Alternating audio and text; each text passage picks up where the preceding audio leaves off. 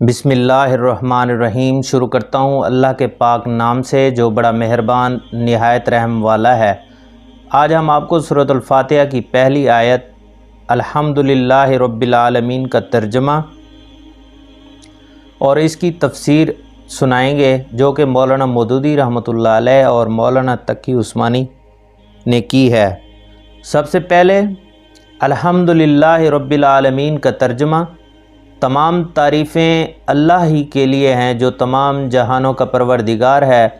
مولانا مودودی رحمۃ اللہ علیہ کی تفسیر جو کہ میں آپ کو اسلام 360 سے پڑھ کر سنا رہا ہوں، جو کہ ایک بہت ہی اچھی اپلیکیشن ہے۔ آپ دوست بھی اس اپلیکیشن کو استعمال کریں اور اس میں احادیث مبارکہ اور قرآن کا ترجمہ، قرآن کی آیات کی تفسیر تمام علماء کرام کی موجود ہے۔ سورۃ الفاتحہ اصل میں ایک دعا ہے، لیکن دعا کی ابتدا اس ہستی کی تعریف سے کی جا رہی ہے جس سے ہم دعا مانگنا چاہتے ہیں۔ یہ گویا اس امر کی تعلیم ہے کہ دعا جب مانگو تو مہذب طریقے سے مانگو۔ یہ کوئی تہذیب نہیں ہے کہ منہ کھولتے ہی جھٹ اپنا مطلب پیش کر دیا۔ تہذیب کا یہ تقاضا ہے کہ جس سے دعا کر رہے ہو پہلے اس کی خوبی، اس کے احسانات، اس کے مرتبہ کا اعتراف کرو۔ تعریف جس کی ہم بھی کرتے ہیں وہ دو وجوہات کی بنا پر کیا کرتے ہیں۔ ایک یہ ہے کہ وہ بجائے خود حسن و خوبی اور کمال رکھتا ہو، قطع نظر اس سے کہ ہم پر اس کے ان فضائل کا کیا اثر ہے۔ دوسرے یہ کہ وہ ہمارا محسن ہو اور ہم اعتراف نعمت کے جذبہ سے سرشار ہو کر اس کی خوبیاں بیان کریں۔ اللہ تعالیٰ کی تعریف ان دو حیثیتوں سے ہے۔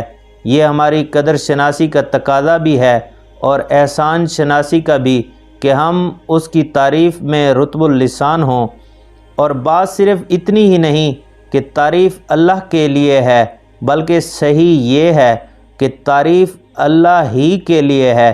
یہ بات کہہ کر ایک بڑی حقیقت پر سے پردہ اٹھایا گیا ہے، اور وہ حقیقت ایسی ہے جس کی پہلی ہی ضرب سے مخلوق پرستی کی جڑ کٹ جاتی ہے۔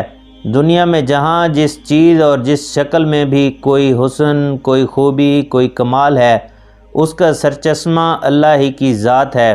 کسی انسان، کسی فرشتے، کسی دیوتا، کسی سیارے غرضے کسی مخلوق کا کمال بھی ذاتی نہیں بلکہ اللہ کا عطیہ ہے۔ پس اگر کوئی اس کا مستحق ہے کہ ہم اس کے گرویدہ اور پرستار، احسان مند اور شکر گزار، نیاز مند اور خدمتگار بنیں تو وہ خالق کمال ہے، نہ کہ صاحب کمال۔ رب کا لفظ عربی زبان میں 3 معنوں میں بولا جاتا ہے: مالک اور آقا، 2 مربی یعنی کہ پرورش کرنے والا، اور خبرگیری نگہبانی کرنے والا، تیسرا فرما روا، حاکم، مدبر اور منتظم۔ اللہ تعالیٰ ان سب معنوں میں کائنات کا رب ہے۔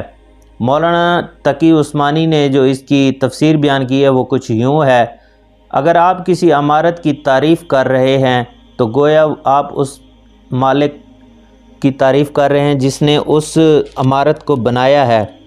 لہٰذا اس کائنات میں جس کسی چیز کی بھی آپ تعریف کر رہے ہیں تو گویا آپ اللہ تعالیٰ کی تعریف کر رہے ہیں، کیونکہ وہ چیز اسی نے بنائی ہے۔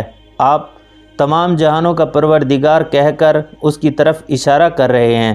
انسانوں کا جہان ہو یا جانوروں کا، سب کی تخلیق اور پرورش اللہ تعالیٰ ہی کا کام ہے، اور ان جہانوں میں جو کوئی چیز قابل تعریف ہے وہ اللہ تعالیٰ کی تخلیق اور شان ربوبیت کی وجہ سے ہے۔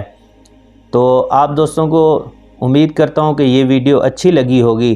جیسا کہ ویڈیو کے شروع میں نے آپ دوستوں سے ایک آئیڈیا شیئر کیا تھا کہ آپ اسلام کو آگے پھیلانے کا ذریعہ بنیں، اور ویڈیو تو بہت ساری بناتے ہیں، ایک اسلام کی ویڈیو ہی بنا لیا کریں، کیونکہ اس سے آپ کی آخرت بھی بنے گی اور یہ جہان بھی اللہ تعالیٰ اچھا کرے گا۔ تو امید کرتا ہوں کہ آج کی ویڈیو آپ کو اچھی لگی ہوگی۔